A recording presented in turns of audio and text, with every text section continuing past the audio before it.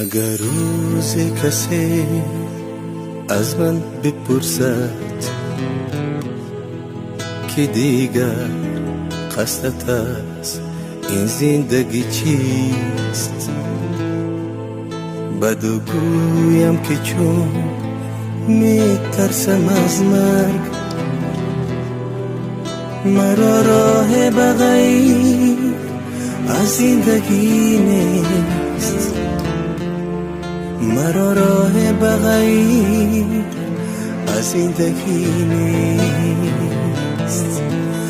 حدیثم را کسی نشنید و نشنید، درونم را کسی نشناخت و نشناخت، درونم را کسی نشناخت و نشناخت.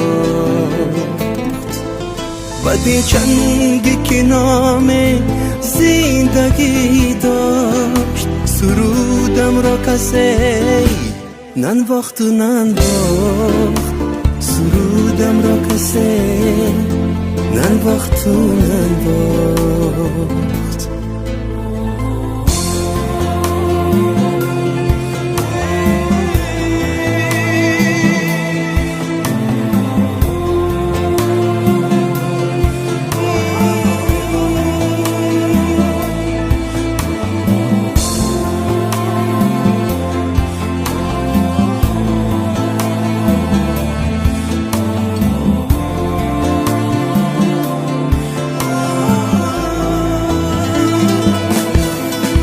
من اینجا مهمان ناشناسم که با ناآشنایانم سخن نیست.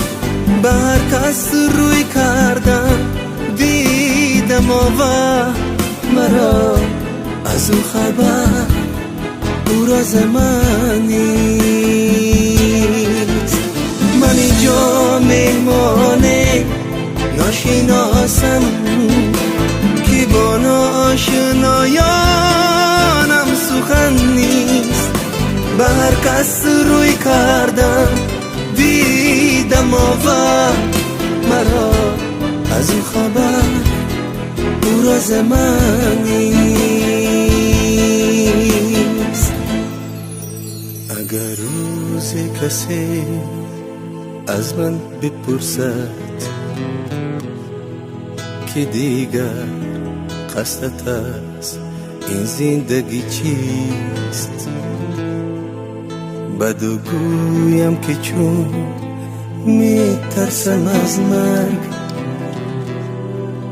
مرا راه بغیر از زندگی نیست، مرا راه بغیر از زندگی نیست.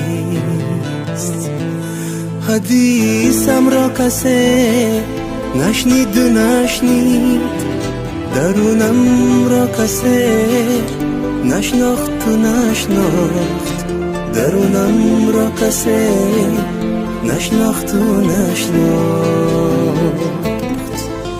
بدی چندی که نام زندگی داشت، سرودم را کسی ننواخت و ننواخت، سرودم را کسی ننواخت و ننواخت.